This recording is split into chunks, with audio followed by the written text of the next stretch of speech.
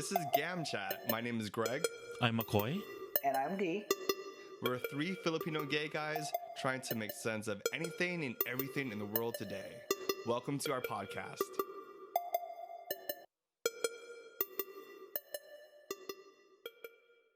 Hey guys, I finally caught up on Fear the Walking Dead, and now I'm catching up on The Walking Dead.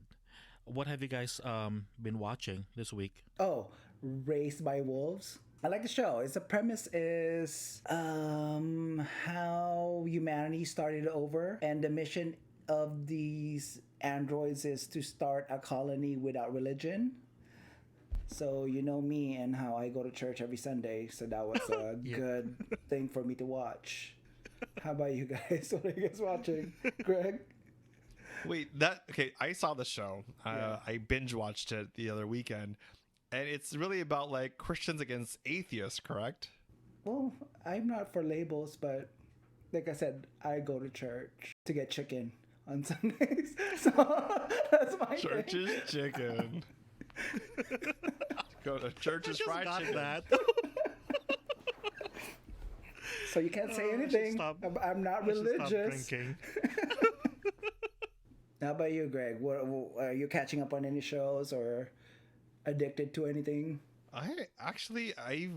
This week I didn't really watch a lot of television, but I think that Lovecraft Country on HBO Max, that is something worth a good or whole weekend of binge watch. The show is set in the 1950s, and it has story of that incorporates like magic, demons, ghosts, and it's all told through like black stories. It's brilliant. It's a brilliant written show, I gotta say. I like how they tackled racism, like slavery, things that you don't really see, that their point of view or their side of the story, especially on TV or films. It's a good tie-in on how they covered those topics. Yeah, and it reminds me how important diversity is in front and behind the camera, because the stories and perspectives have new material, like stories that you never like heard or seen written. The words like that was because it's a diverse. The creator is black. Yeah, and it's a diverse like crew and creators, and it does contribute a lot, I think, to good quality television and binge watching. Yeah, I think it's by Jordan Peele. So he did Get Out, Us, and now he has, I believe he's working on, or he finished Candyman. I think that's his work. So yeah, his work's been really good lately. I didn't watch the first Candyman because I wasn't born yet, and I heard it was scary. Yeah. Okay. Also, by the way, if you have HBO Max, you fancy. So that's how we're gonna get there. I'm not gonna respond to that. All right. But speaking of just binge watching shows, a documentary came out on Netflix called The Social Dilemma, and that will introduce our topic for this episode: the social dilemma.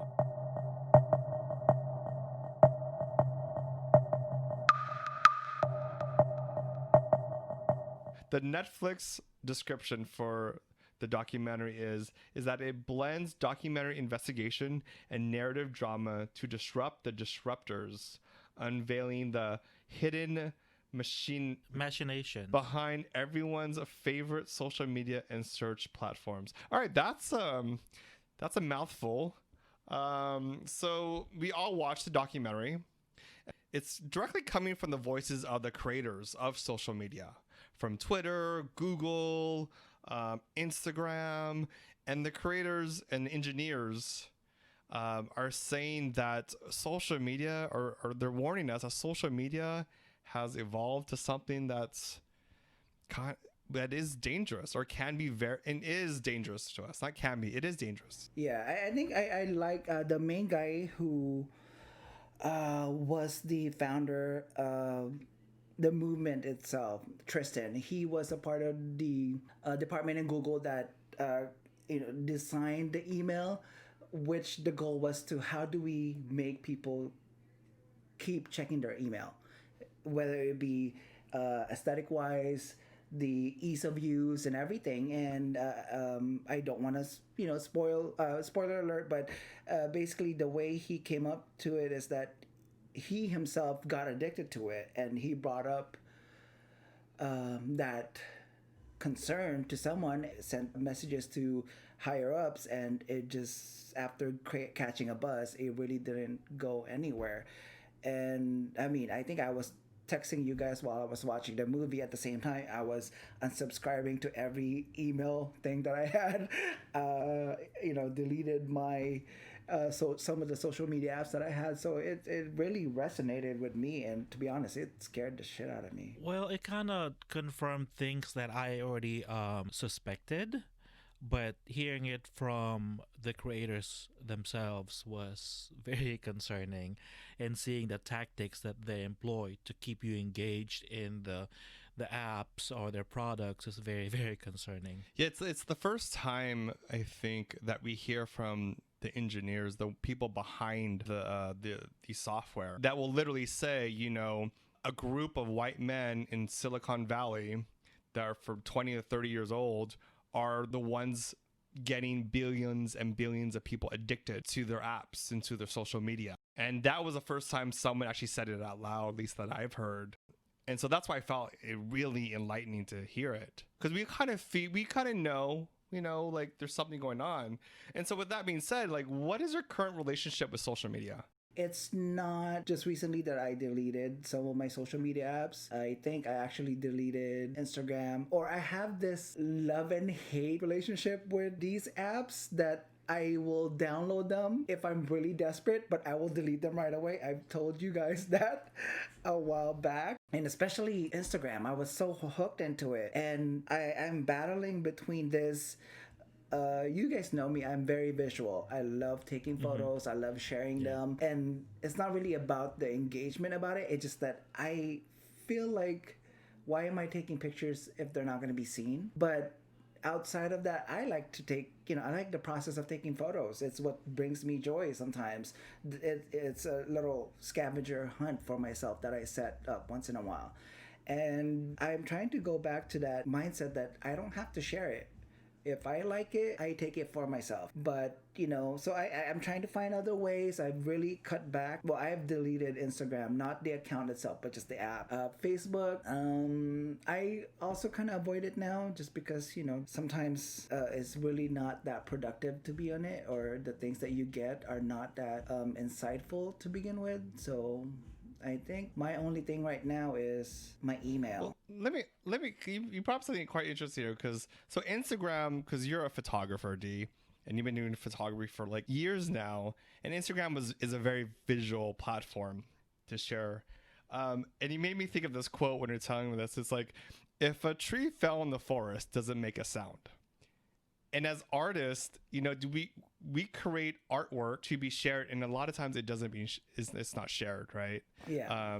Or we create it on our computer, or we do a painting, and it begs to the question, because social media is around. It's like, is it art unless you share it? Yeah. Like, does your art make a sound? And I think that's part. Or does it make an impact? Does it make an impact? Yeah, that's the sound part.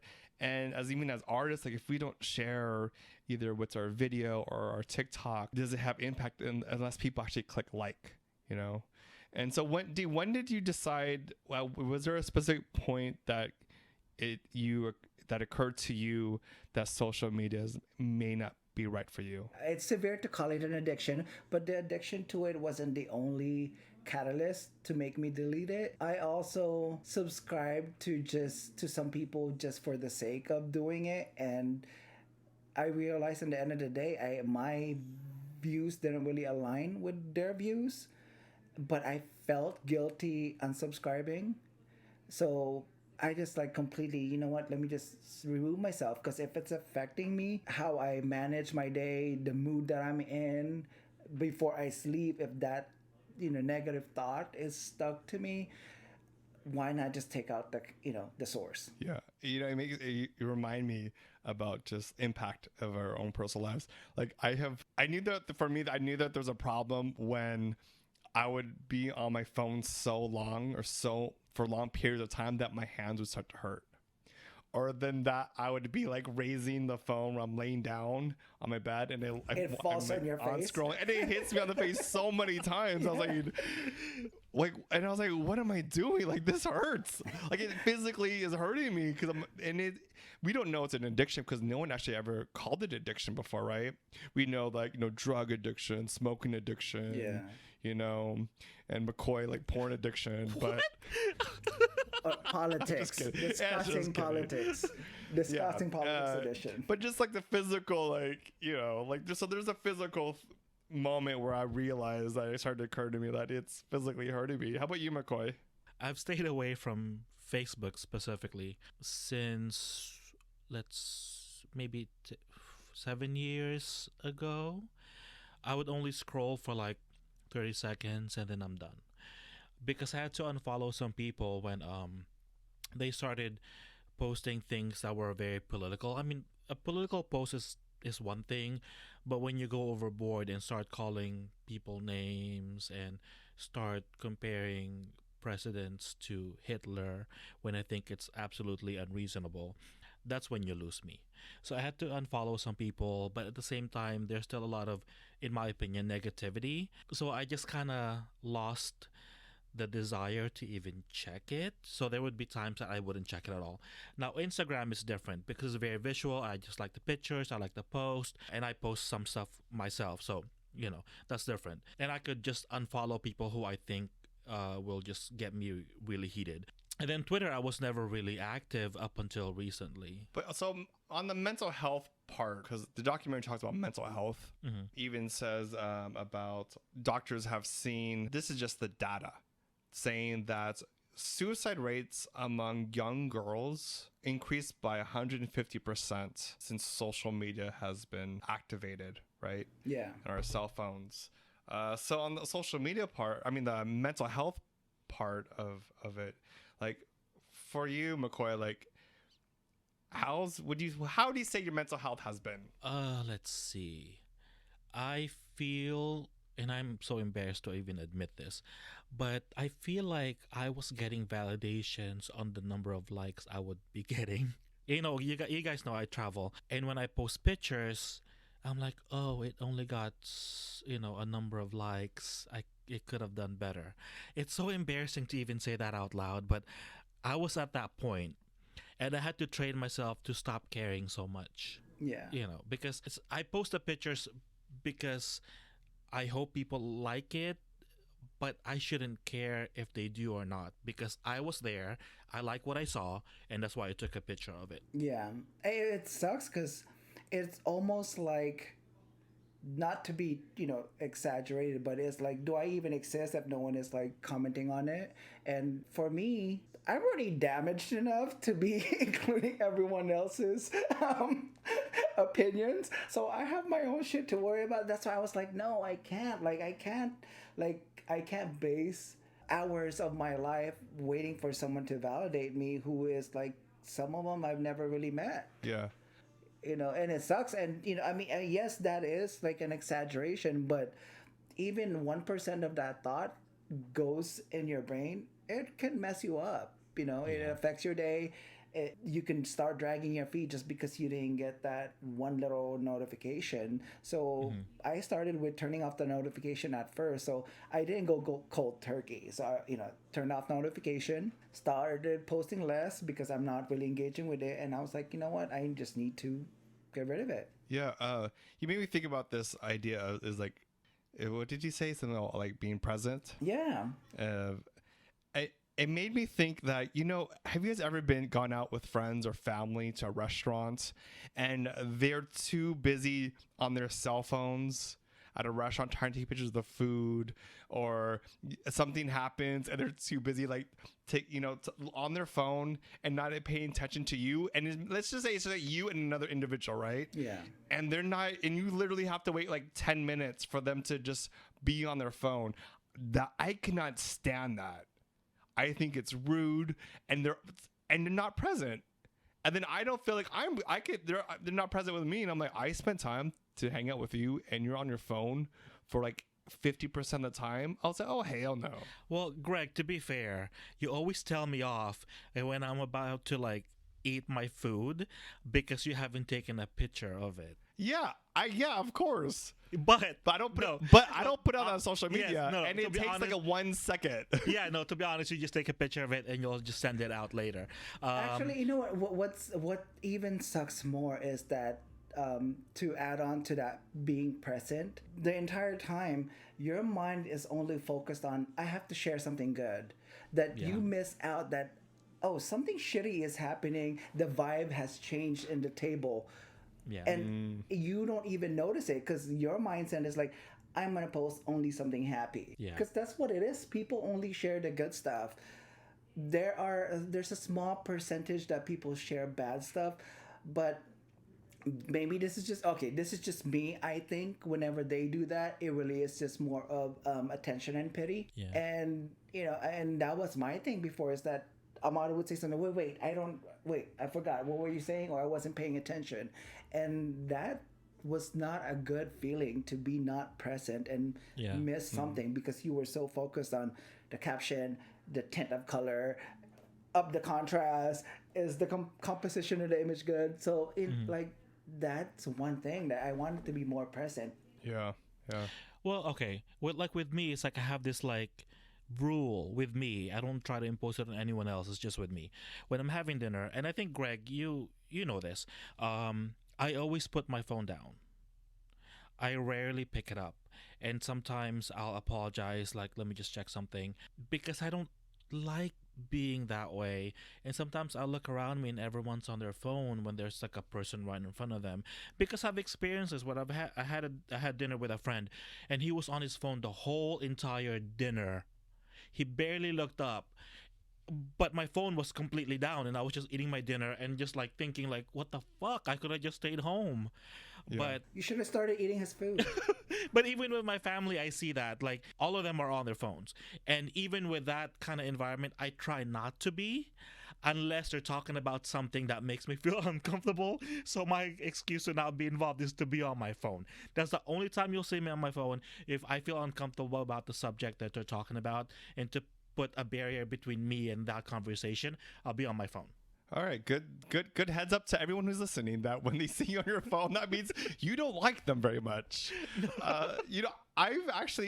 I've stopped dating like guys before because they're too busy on their phone. Like that is the worst move to make on a date, is to get on your phone. Yeah. And not be present. Like, and that's for me, I started noticing even for myself that, even doing a post takes a lot of effort and a lot of time, more than you think. And if you really want to speed up time, everyone wants to slow down. So why speed it up? Go on social media, like scroll and move on. You'll lose time like that if you want time to go fast, right? Yeah. So I don't post a lot on my Instagram because I'm very particular about the way it looks, the filters, all that stuff. So I don't actually just post. I don't post anymore because it sucks up so much of my time. And then I'm noticing even when I'm scrolling through it, every 3 posts, there'll be an ad. Every 3 posts, there'll be an ad. Or maybe 4 posts, there'll be an ad. And I was like, this is just them trying to sell stuff to me. And that's, what the documentary was also about. The creation of social media was in the beginning used to connect people, was meant to be something positive.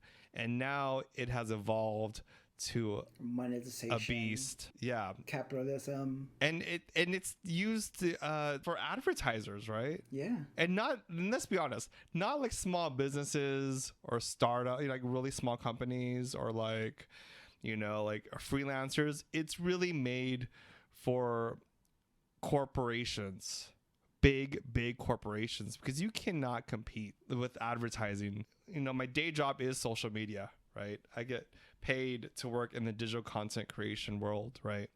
And now, where do you start with this?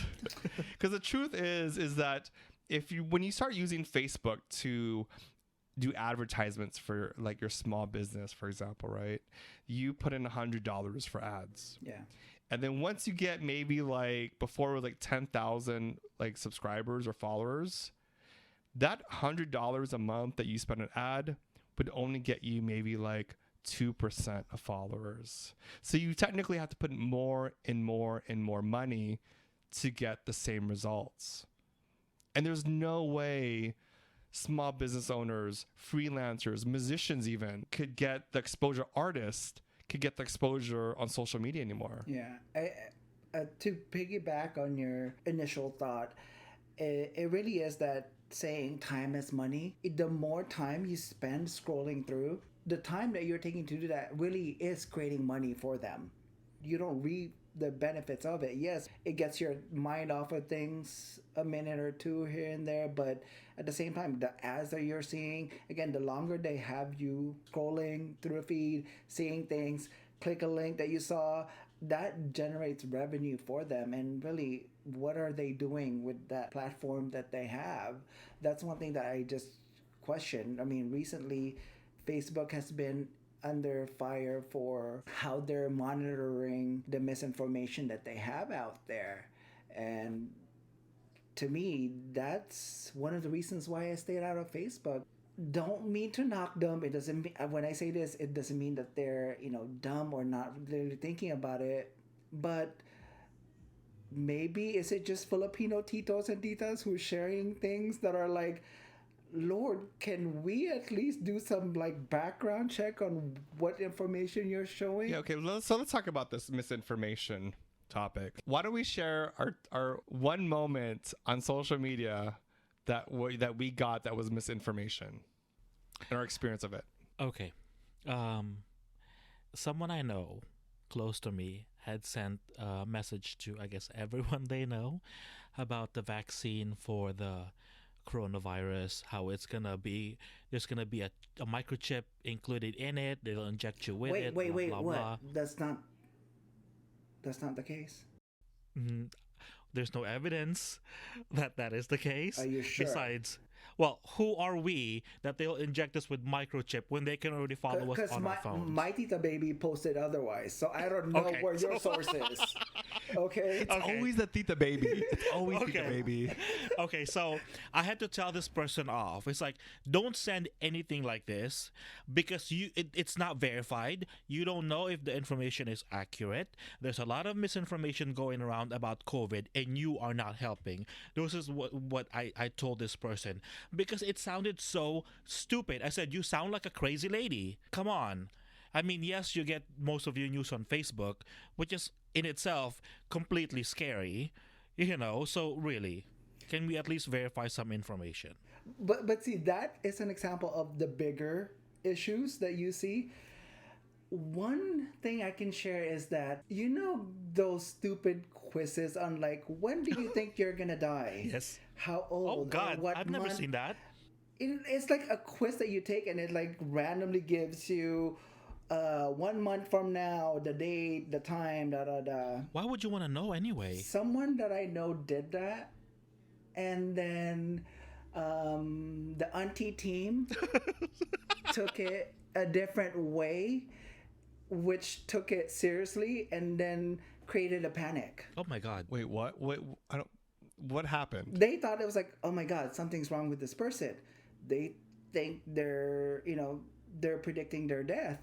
Something has to be up, and it created a panic. And I was just like, Lord, like, I don't know. Again, I don't mean to knock the older generation, but I think they jumped into this the wrong way. That anything you can post, they're having a hard time grasping the idea that I can type anything I want online, but just because it's there on print, it doesn't mean that's the final word or that's the truth. Again, I want to create a meme where I was like, I got pregnant at the age of 15 and my wife left me. I want to see how far that's going to go and if my family's going to take it seriously, because for the older generation, I'm scared that they can't find that distinction between reality and propaganda. Mm-hmm. It makes me think that I don't think that our parents and grandparents were aware on how to use social media or the understanding of social media and Facebook, specifically, because I think Facebook has been the key component in spreading a lot of this misinformation. I think that, our parents' generation when you saw something on television or on the screen, it was at a time where it was fact checked by journalists, magazines, and whatnot, right? Credible sources. And the only way to spread misinformation was through like a paper pamphlet, right? Or rumors. But you knew that every time you looked at the screen or the radio, you would hear information that you would assume to hear information that's been checked out, has credibility to it, right? And I think that our parents go on this computer and then look on the screen and they go on Facebook, and all of a sudden there is a post about, like microchipping, through COVID or something, or some really far out, the world is flat, kind of information. And then they think that it's true. Like my mom gets a lot of misinformation videos. And she's like, what is this? Is this true? And I looked at it and I was like, really? Really? You think like the world is good always.com is going to be posting something like that? It's a fake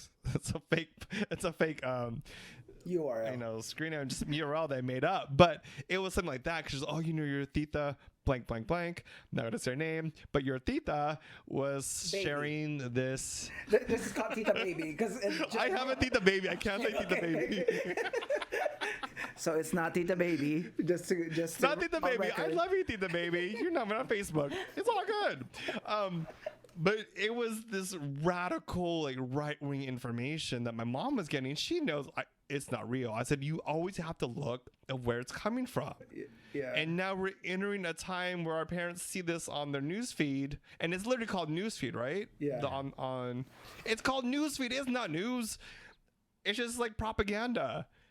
And then they think that it's real. It's like it's gone way far and beyond, I think. We're in the dangerous area right now. Yeah, but is it funny that the distinction between news and like marketing scams are all lumped in together? It's just like they're getting this fake news, and then all this ad pop-ups on their computer about what is that? Push-up bras that are made in China that you click and it's like a scam that just creates your credit card. It's like that's why I really fear for the older generation that they're getting scammed more because of this. Yeah. But I think it's more dangerous than just a scam because, as the documentary had shown, the algorithm will show you things that it thinks you will agree with. So if you have a set of beliefs, like let's just say, for example, you're very conservative, it'll keep feeding you conservative stuff, and then even some out there conspiracy theory that the algorithm thinks you'll be into. So now it's like an echo chamber where you already have this set of ideas, and then you get fed this quote unquote news feed, and it cements that idea that yes, what I believe is true, and it's the only truth out there. So it's so dangerous because it's like programming you that there's no other side to your belief. Yeah. Your set of ideas is the correct thing, it's the only thing, and it's the sent by God or something. I don't know. Yeah, it brainwashes you. Yeah. Going back to the documentary, it was that they didn't intend it to brainwash you. They just wanted to sell you soap. Yep. And then what happened was that, talking about misinformation, even politics, is that people use Facebook and these tools for harm. And that's where the scary place we are now in, right? Because if we go back to 2016, the U.S. election, Yeah. Russia was part of sending misinformation. Wait, Greg, let's just make it clear. No, This yeah. information did not come from us. This came from the intelligence community of the U.S. government. Even in this current election in 2020, it's still happening again. And also in Yeah. Europe and in other places. This is not something Yes. we came up with because we just wanted to say it. No, it was discovered by U.S. intelligence agencies, right? They've all said the same thing, like it is these foreign operatives, right? And then we found out that teens in Greece were making money by sending misinformation. And that really explains why I think Trump won the election. You know, Yeah. this idea of misinformation, people have used it for bad, for worse, right? And it makes me think about, even just now we're talking about politics, about just propaganda that you brought up earlier. Then also back in the days, when I did this documentary called The Ito Sisters about the Japanese internment camps, I had to go through all these archives of propaganda posters that were specifically racist posters about Japanese and Asian Americans, all the way from the, before like 1900s to the 1960s. And these racist posters would only live like on a wall or in a magazine, right? And now it's been amplified because of this new technology called social media, where they could send out all these like racist ads and misinformation, and all of a sudden that goes straight to the person who's buying it, who wants to like see it because they clicked on something else. And it also makes you think the fact of like, marketing, they always talk about how Hitler created propaganda. I know, have you guys heard that one before, that statement? Yeah. I think now we're entering a new era of propaganda and how to use these tools to sway an election. Yeah. And, in the documentary, they confirm that it worked. It worked, and specifically when they're talking about they got more people to vote, at a certain time. And so now intelligence agencies and professionals are saying, yeah, it's causing a shift in our democracy, and it's polarizing everybody. Well, it's not all that. It's actually creating real violence because I think in the documentary, and I've read this on the news, about the Pizzagate, where supposedly there was this pizza shop, I think near DC. I don't know. Yeah, near DC, that was supposedly trafficking kids for sex. And it grew and it grew. They created groups for it on Facebook, and people were believing that it's an actual fact. And I think it was even linked to the Hillary Clinton campaign in 2016. And someone actually went to the pizza shop. The thing was saying how they kept the kids in the basement. So this guy came there to shoot up the place, a pizza shop that doesn't even have a basement. And it has zero ties to Hillary Clinton campaign. Yeah, absolutely. So it's like this group created this narrative that people just completely ate up and believed for a fact, and someone went there with a gun and tried to shoot up. Actually, he did shoot up the place. Well, then we also have the shooting at a Black Lives Matter protest. Yeah. The shooter, who was 17, Yeah. he was linked to these conspiracy kind of like Facebook groups. They go and they have a little room, then they just talk about the same thing over and over again of misinformation, and then they spread it and then they believe it. And now it's putting not only our democracy at harm, but it's actually putting people in physical harm. The thing that really stuck to me was when the guy said something. I'm going to paraphrase. When he said something to the effect of, tools are there patiently waiting, like a bicycle. But when something starts demanding attention and demanding your time, it's really no longer a tool. And also, I've heard this before, it's like when you don't pay for a product, you are the product. So, I kind of agree with that. Yeah, it's like what you're saying, D, about the documentary. I've always questioned is how exactly are they making money? They are making money on our data, on our behaviors. And they could forecast our behavior, and they'll know when to throw an ad or when to send a notification to really manipulate our behaviors. And not only our behaviors with ourselves, but also how we behave with other people, how we behave in the outside world. That was, again, more confirming how dangerous social media is, or how it's evolved and no one's doing anything about it. And also, just to reinforce what you just said, when you say they sell our data, it's not your name, your specific date of birth, social security number, exact address and location. It's not even that. It really is the time that you spent. That's why now I put value on my time even more. It's because the amount of time I spent there, the things that I like, the things that I view, that's all the data that I need to really move things forward, or to get things to you, to sell you information, to persuade you to certain things. It can be either just you clicking on a paper clip that's on sale that might interest you, or really a propaganda. Or like, even if you're like just stopping, if you're just stopping to look at a paper clip on your feed, like that little 1-2 seconds, they could use that information to sell you more paper clips. And there's actually a value to that, right? So then they send you it, then that's like the advertiser just paid 4 cents for that moment. I mean, one of them, he said specifically that he forbade his kids to have social media Right? because he knows how dangerous it is. Yeah. I mean, it's kind of like, let's say, pharmaceutical company president who made this drug, but will not give it to their kid first. That's how that's how I looked at his statement. It's like he won't even let his kids create something that he thought would have been beneficial. Spoiler alert, don't do it. Like if the creator says don't do it, you probably don't want to take the pill. That is for sure.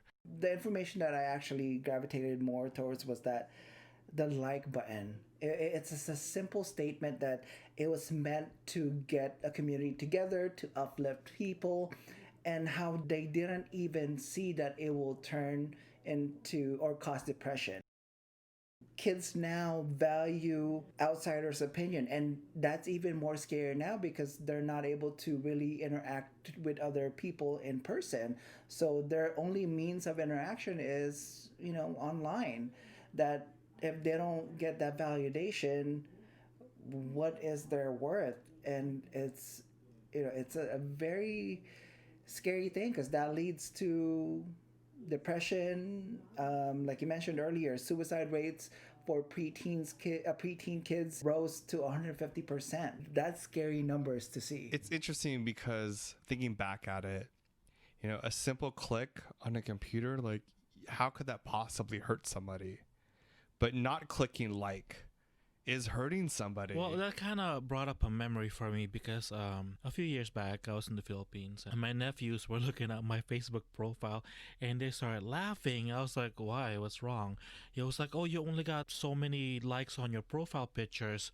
And they were like genuinely laughing. And I was like, what's wrong with that? Because they were so shocked that I only got a certain amount of likes. And I told them, like, first of all, my profile is not even public. It's only for like my friends and family. So, and it didn't bother me then, but then when I think about it, they were more bothered than I was. Because to them, the numbers of like is what defined you. It held value. I didn't understand it then. Wow. Of course, I was like, what the F? It's like, so now should I feel bad? Let me ask you this question. It made me think about addiction, right? Even these young kids are saying, oh, you only got a like, right? You only got like 2 likes, McCoy, on your photo. Yeah. Or all your photos have 2 likes. To be clear, it was more than 2. It was like 4. All right, it's 3. And to be clear, it wasn't the nude. That's why it only got that much. Because if it was the nude, it would have 1. Me. Like, bitch, here you go. Look how many likes there are. So it wasn't a Chris Evans photo. All right, got it. But it made me think about this word that's used in the document, addiction. If you have an addiction, how do you know you have an addiction? Like, how does anyone that are in this world of like likes, how do they know? How can they be aware that they have an addiction? I think when it controls their behavior. Who's going to point that out? Well, I pointed that out to myself because I was getting sad because I was only getting a few likes on my Instagram. And I said, I shouldn't feel that way.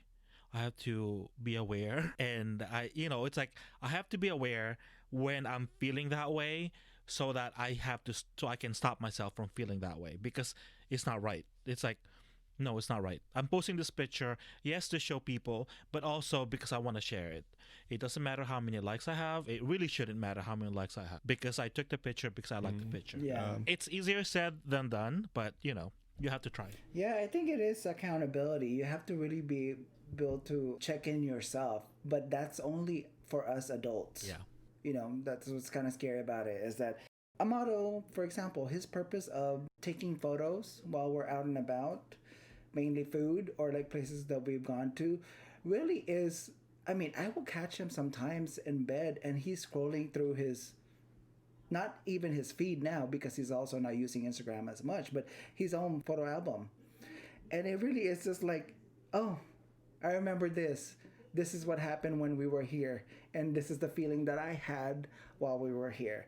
So really knowing your intentions of why you're doing, why is it important for you to capture that moment? That's how I kind of view things. And that's how I started with photography. You can probably tell by now, I'm not good with my words. The way for me to remember things is how I'm feeling in certain times is like if I take a picture and that to me is like a mental note of like at this moment, this is how I felt, this is what I was going through, this is good, this is bad, it was excellent, it was the worst thing. Knowing your intentions on why you're doing things. But again, that's just for us. For the kids, I'm not a parent, so maybe I shouldn't be telling adults this, but I think if you're a parent, you're accountable for how your kids are spending their time online. Have you guys noticed that people are a lot meaner these days on social media? Or is that just my observation? I think it's the anonymity. Yeah. Well, not so much now because they put their picture. Well, I guess you're right. Yeah. But still, it's not in person. It really is that lack of in-person engagement, knowing that there's consequences.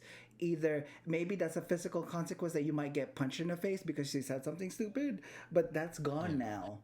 The ramifications of being an asshole, it's gone. It's not physical anymore, unless it escalates to something else. To add to that, if we look at the rise of white supremacy in the U.S., in Charlottesville, when the white supremacists were holding tiki torches, that was very new. We have not seen the KKK not wearing the hoods in a long, long time or ever.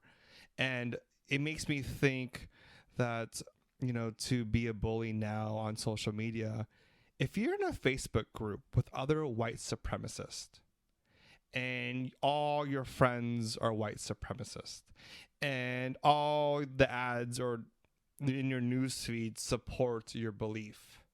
So when you go out there with your tiki torch from Home Depot, you don't feel like you're alone. You feel like there is a group of people that support you. You think that the country supports you. You think the president of the United States supports you, which arguably he can conclude that he does, because he did call them very fine people. Like, you can be that bully and get away with it, unfortunately.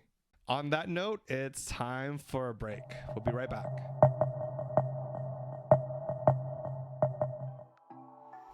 Hey folks, remember to rate us on Apple Podcast. Leave a comment and let us know how we're doing.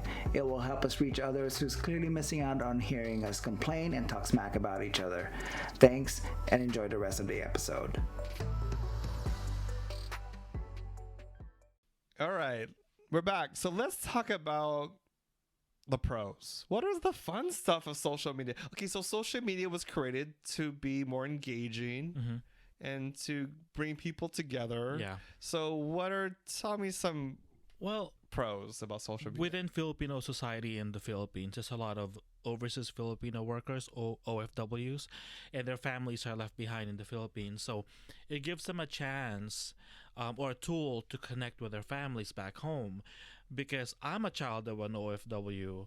My mom worked in New York when I was about 7 years old.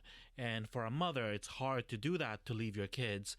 And I remember we would write letters to her and we would put actual pictures in it and send it to her. What are those? How do you guys get pictures? Wait, letters?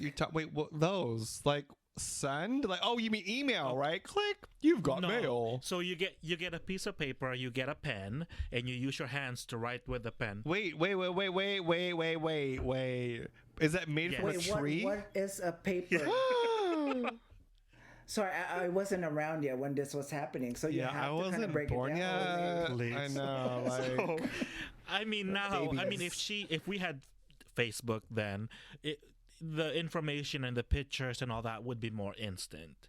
So I think it's a tool that families have used to connect with each other. Even now, I have family in Europe, for example, and they see my picture, I see theirs. It's like, it's a good, you connect with them. You feel more connected. And so I created a Facebook account for my auntie who's taking care of me for like forever. And it's a way for her to reconnect to our family in Iloilo and to see the progress of the house that she's building.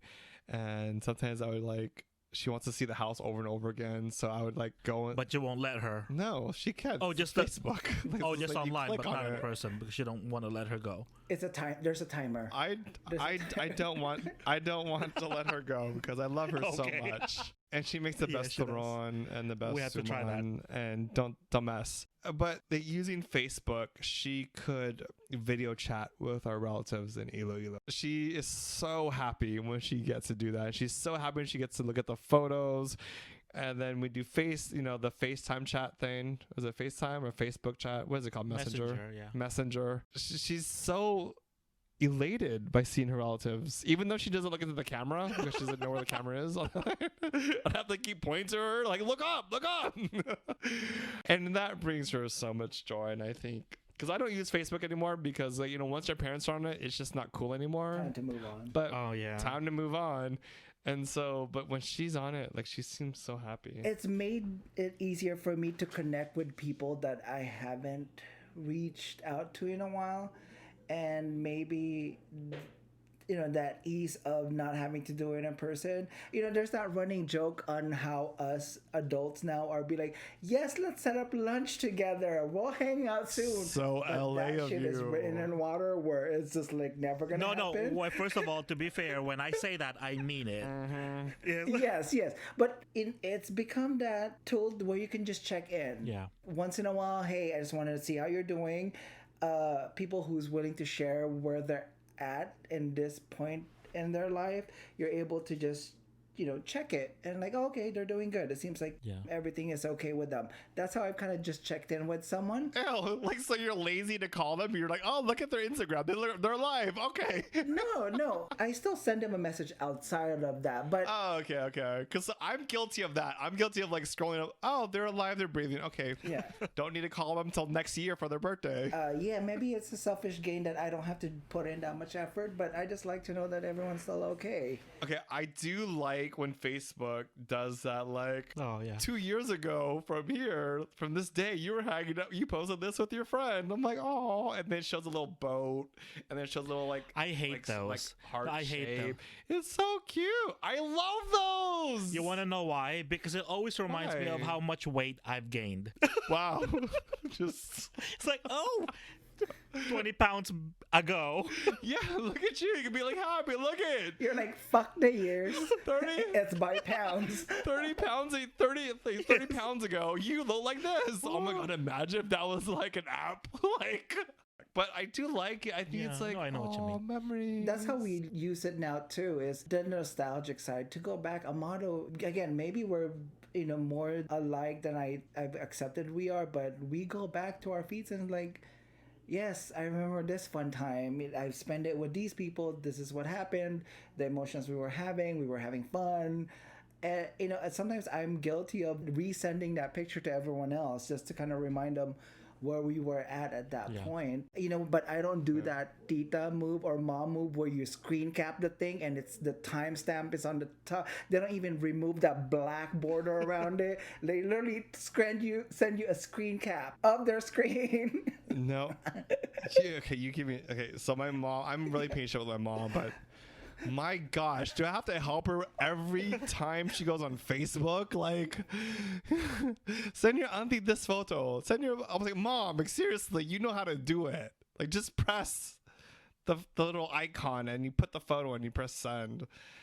The results might not always be ideal, but social media helped spark revolutions.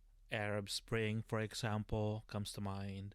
What happened in Kiev, Ukraine. Black Lives Matter movement. Also that. Like the Arab Spring, if I remember this correctly, the young people were protesting abuses by the government that were usually led by dictators like Mubarak and, all these people in Tunisia, in Libya, and in Egypt, for example, are just a few examples I can think of, and also Syria. The young people got out there to protest the abuses that were happening and the corruption that was obviously happening. For some of these countries, they overthrew the government. The result wasn't always what we would have wished they were, but let's be honest, social media was a tool for the dissenters to share their experiences, to share their, where were they going to meet so they can protest, etc., etc. So it was a tool for the young people to go out there and be heard.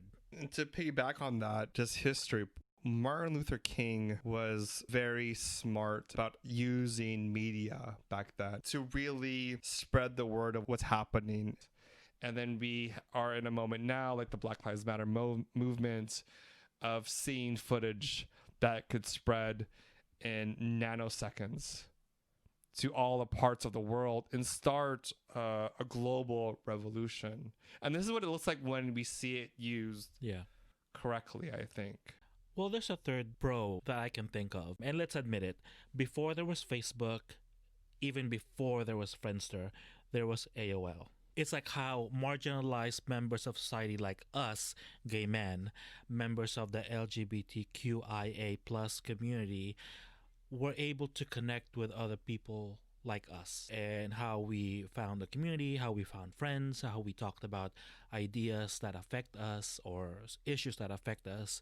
And I think that social media plays a role in that, connecting people who think they are alone. Yeah, it shaped who we are now. Why we're sitting here right now recording, but also is responsible for us being friends for how long.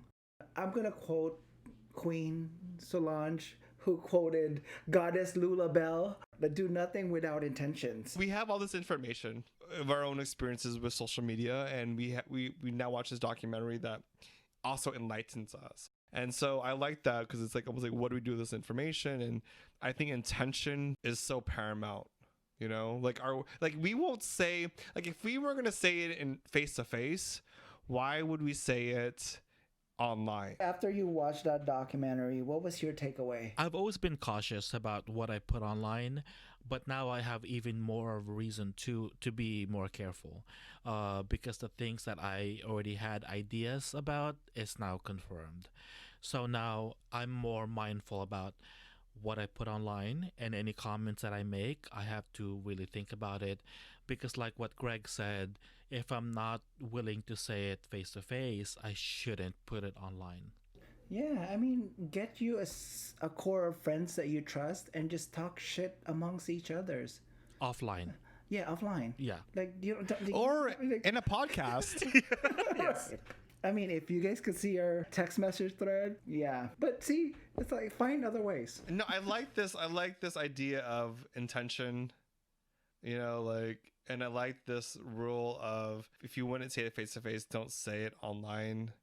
I was thinking like other ways, like how do we add more positivity, you know, to other people, and also like I think another rule of thumb when it comes to like news is misinformation. So what's your thoughts about how to deal with misinformation? I think we have to parent our parents. It's very sad to say. We have to parent our parents. Give them the tools. They've done that for us. You know, some of us who were fortunate enough to have a parental influence. It doesn't have to be your bio parents or anything, but anyone that's older than you that's giving you the tools of where you're at now, how you navigate through life. Now you have to pay them back and like lead them the right way. Teach them about Google.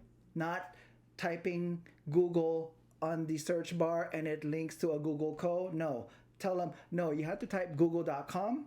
Wait for that little window that's, you know, multicolored spelling Google to show up at the search bar.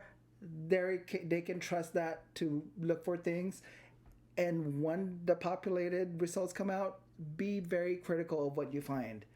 You know, I've tried to explain that to my in-laws that anything you see online is made up by someone. I can make that up. So don't trust it right away. Ask me. I don't mind. I've literally sat there with Amaro's mom and like she's taking notes of, okay, press the on button. Okay. Oh, then I press the Safari button. Okay. Like she's taking notes, and I told her, don't worry. If you have any questions, ask me. I'd rather have you be informed than going out there blindly or having the wrong information. Yeah, I agree with you. If my mom isn't like trying to share things about old people dancing or doing the tango, she likes to do that stuff, or like people singing.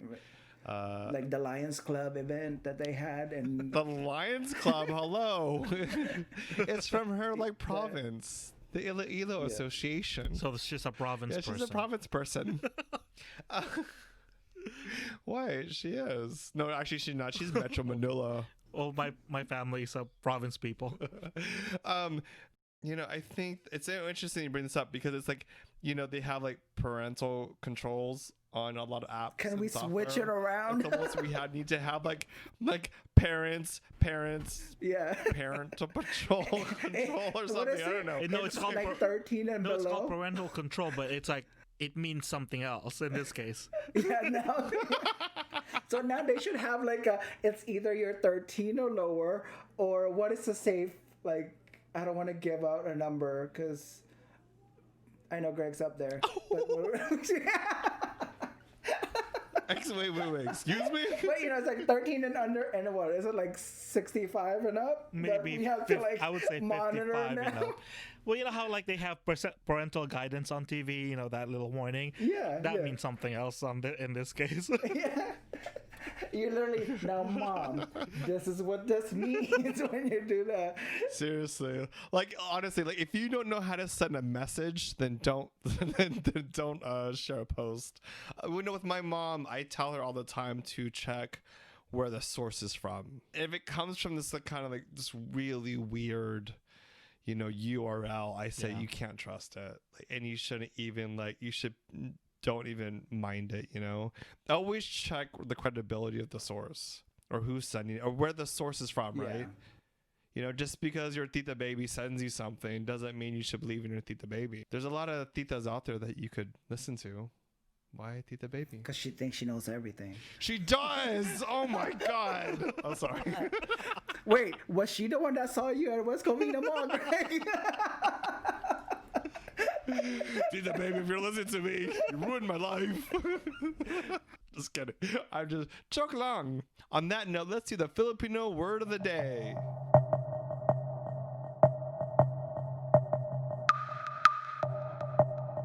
McCoy, so what's the Filipino word of the day? The Filipino word of the day is mapanuri. Okay, wait. Say it one more. Wait, say it one more time. Mapanuri. Mapanuri. Like that? Oh, wow, that's really close. It means critical or analytical. Sentence, please. When it comes to what we see on social media, let's be mapanuri. Let's be manpanuri. There you go. Yes. Yes. Yay. Let's stop. Okay. No more. Hey, galing, galing. Galing, galing, huh? I don't even know what that actually means. What does galing, galing mean? It's I always just say it all the good. time. Galing means good. Proud of myself. Yes, so are we. All right. So that concludes our podcast. If you like to leave a comment, have a question, we will respond. You can reach us at On social media, interestingly. Interesting. I come on, But- you just said social media. We just said We don't didn't use say don't social use. media. We said said use with it good wisely. Yeah, we said intentions. use it with good. Yeah, With good exactly. intentions. Wait, let's start this again.